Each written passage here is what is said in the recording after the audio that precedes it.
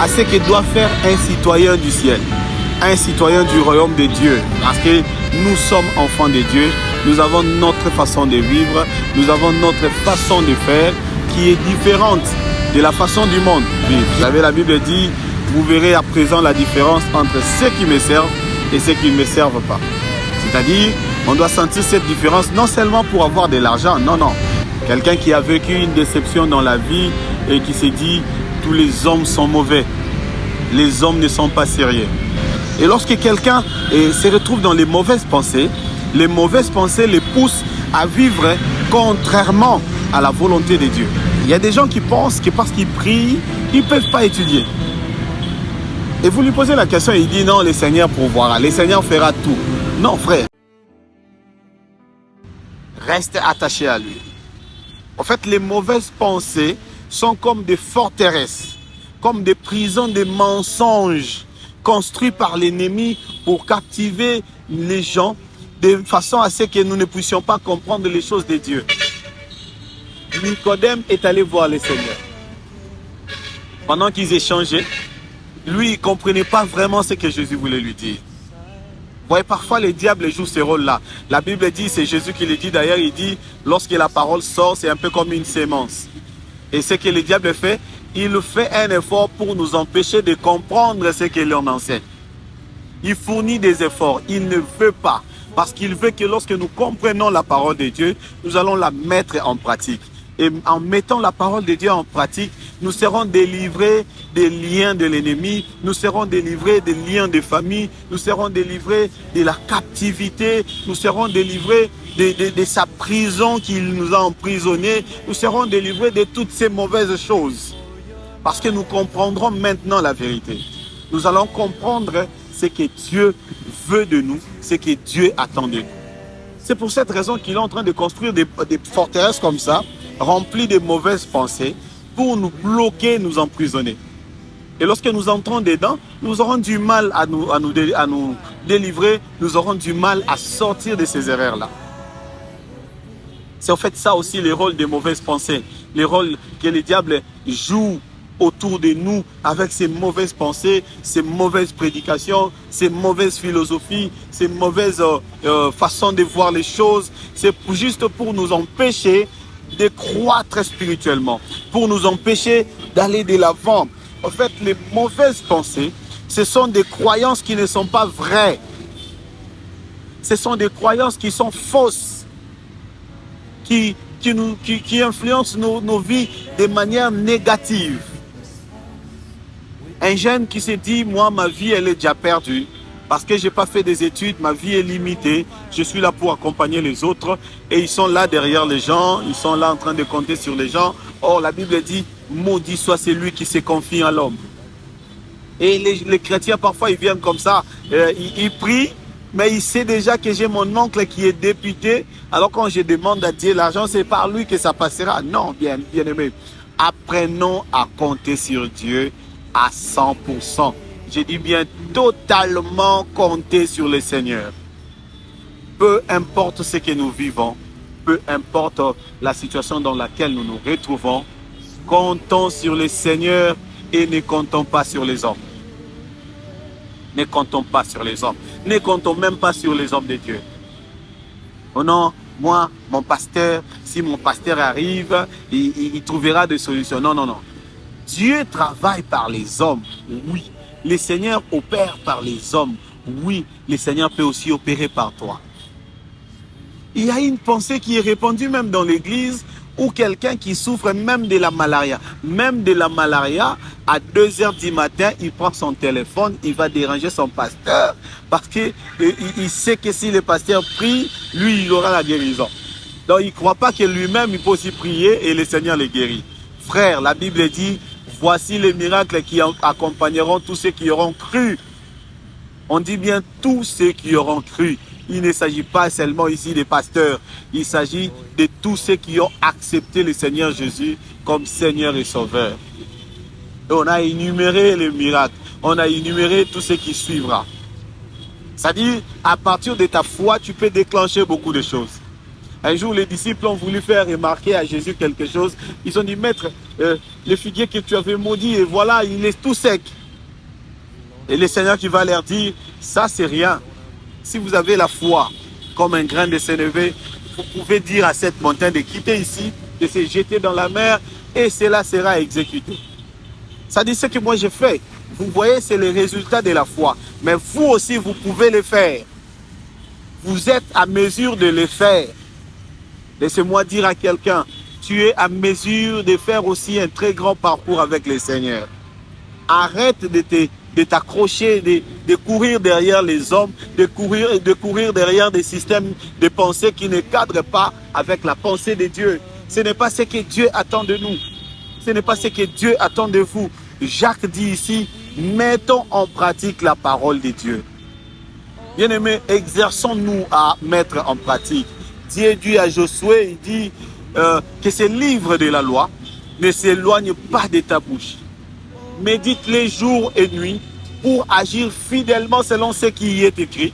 C'est alors que tu réussiras et c'est alors que tu auras du succès dans tes entreprises. Bien-aimés, pour avoir le succès, pour réussir, mettons en pratique la parole de Dieu. Méditons la parole de Dieu. David dit, combien j'aime ta loi éternelle. Elle est tous les jours l'objet de ma méditation. J'aime bien les tout là. Les tout, c'est les tout, pas des tout de chaque jour. Non, des tout de 24 heures de la journée. De 24 heures du jour, excusez. Parce qu'un jour à 24 heures, aussi longtemps que je suis encore éveillé, même mes actions sont motivées par la parole de Dieu. Sont motivées par ce que Dieu attend de nous. Bien-aimés, changeons notre façon de penser. Changeons notre façon de voir les choses. Voyons les choses comme Dieu veut que nous puissions les voir. Sortons des faux raisonnements. Sortons des mauvaises pensées. Sortons des systèmes établis par nos parents. Sortons des systèmes établis par nos coutumes. Sortons des systèmes établis même par notre pays. Je parle bien des mauvaises choses, des mauvais systèmes. Parce qu'il y a des choses aussi qui sont bonnes, qu'il faut encourager. Nous bénissons le Seigneur pour cela. Mais nous condamnons tout ce qui est mauvais. Nous condamnons tout ce qui ne cadre pas avec la parole de Dieu. Les systèmes de pensée ou les mauvaises pensées, c'est au fait un aveuglement de l'intelligence. Un aveuglement de l'intelligence. Voilà pourquoi la Bible dit, ne vous enivrez pas de vin, mais soyez renouvelés. C'est-à-dire votre intelligence doit être renouvelée par l'Esprit de Dieu. Voir les choses comme Dieu. Et si nous voyons les choses comme Dieu, nous comprendrons que tout est possible à celui qui croit. Que rien n'est impossible à Dieu. Même si tu as perdu hier, tu peux encore récupérer. Aussi longtemps que tu vis, tu dois croire. Parce qu'un miracle est encore possible pour toi. Un miracle est encore possible pour ta famille. Un miracle est encore possible pour notre pays. J'aime ce grand homme de Dieu, Père son âme, Papa Alain Moloto, qui a écrit cette chanson qui parle de c'est encore possible de repartir à zéro. C'est encore possible de reconstruire ce beau pays. C'est encore possible de vivre le miracle de Dieu.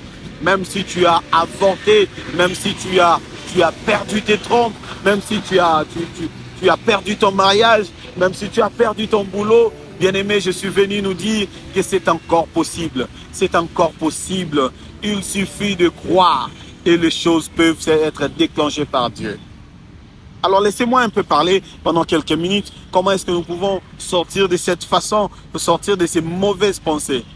Je te donne un secret aujourd'hui. C'est dans Jean chapitre 8, verset 22, la Bible dit, vous connaîtrez la vérité vous affranchira et vous serez réellement libre. Pour sortir de ces mauvaises pensées, frères, il faut chercher à avoir la connaissance de la vérité qui est incarnée dans la parole de Dieu.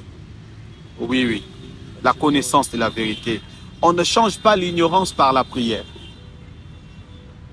Il faut protéger sa vie avec la connaissance de la vérité afin de croître spirituellement, afin de grandir dans la foi.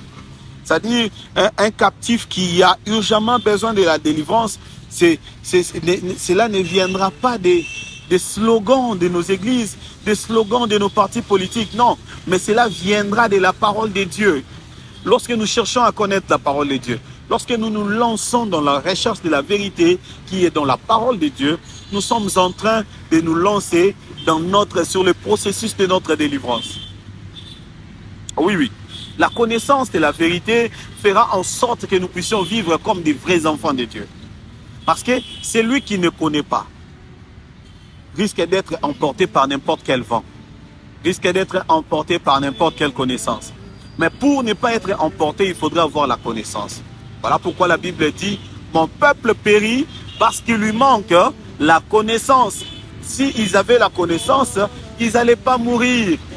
Jésus dit, vous êtes des dieux, mais vous mourrez comme des hommes. Pourquoi? Parce que vous ne connaissez pas. Bien-aimé, fais un effort de chercher à connaître la parole ou la vérité qui est incarnée dans la parole de Dieu. Comment est-ce que nous allons le faire? C'est en méditant la parole de Dieu, en écoutant des prédications, en priant les Seigneurs. Et quand je parle de prier, ça dit prier conformément à la volonté de Dieu. Prier conformément à la parole de Dieu. Bien-aimés dans les Seigneurs, c'est en vivant de cette façon que nous serons bénis, que nous vivrons de merveilles, que nous vivrons la grandeur, que nous vivrons l'épanouissement même spirituel de nos vies. J'aimerais que nous puissions finir par ce passage de Corinthiens 10, verset 5 qui dit « Nous renversons les raisonnements et toute hauteur qui s'élève contre la connaissance de Dieu. Et nous amenons toute pensée captive à l'obéissance de Christ. » Toute pensée captive à l'obéissance de Christ. C'est-à-dire, tout ce qui peut se dire, nous allons les ramener et que cela soit en dessous de la parole de Dieu. C'est-à-dire, la parole de Dieu doit primer sur tout. Je vais avoir un emploi, je vais avoir un emploi conformément à la parole de Dieu. Je vais faire les choses comme un enfant de Dieu. Je vais parler comme un enfant de Dieu. Je vais réfléchir comme un enfant de Dieu. Je vais agir comme un enfant de Dieu. Parce que lorsqu'un enfant de Dieu agit, il n'échoue jamais. Lorsqu'un enfant de Dieu agit, il n'échoue pas parce qu'il n'agit pas seul. Il agit avec le Seigneur. C'est pourquoi la Bible dit, avec Dieu, nous ferons des exploits. Nous voulons faire des exploits dans la vie, dans nos activités, dans nos commerces, même dans le ministère. Faisons-les avec le Seigneur. Lorsque Pierre marchait sur l'eau, est-ce qu'il commençait à s'enfoncer à cause du vent qui soufflait? Il a été retenu par le Seigneur. Bien-aimé, si tu es avec le Seigneur, même lorsque tu tombes, il peut te relever. Oui, il peut te relever. Je ne suis pas venu t'encourager à tomber pour que le Seigneur te relève. Mais je t'ai dit, s'il arrivait que tu te retrouves dans une difficulté, dans une situation un peu plus compliquée, un peu plus délicate, n'oublie pas de te retourner vers le Seigneur. N'oublie pas de chercher la face de Dieu. En cherchant sa face, tu vivras sa main puissante. Ne désespère pas. Ne perds pas espoir. Reste attaché au Seigneur. Reste attaché à ton Dieu. Si tu ne l'as pas encore fait, donne ta vie à Jésus. Il prend la responsabilité de te conduire. Comme un père responsable, comme un berger, il te conduira dans les verts pâturages. Il te conduira dans un sentier que lui a préparé. Il te conduira comme il veut. Et c'est comme ça que tu vivras de grandes choses, que tu vivras les miracles dans ta vie. L'apôtre Paul dit,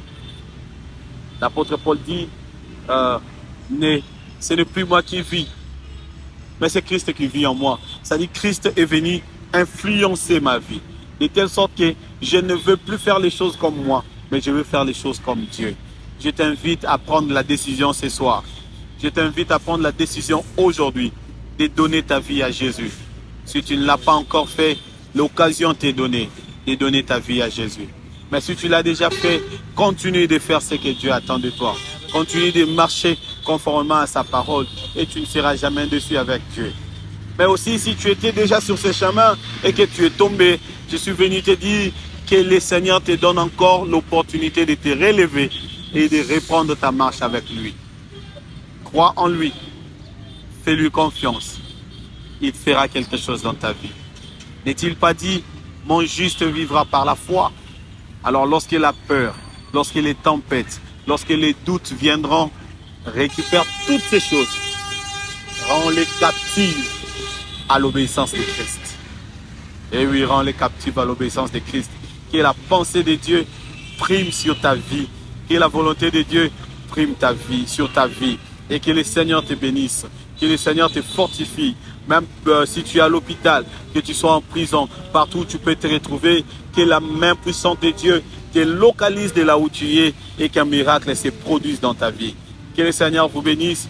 Je vous invite à vous abonner à notre chaîne YouTube pour suivre encore ces exhortations, ces pensées que le Seigneur nous met à cœur. Nous sommes là pour vous, pour partager avec vous la parole de Dieu. Vous voulez entrer en contact avec nous? Contactez-nous par les coordonnées qui seront affichées en bas. Nous prierons ensemble, nous partagerons ensemble et le Seigneur nous fera énormément du bien.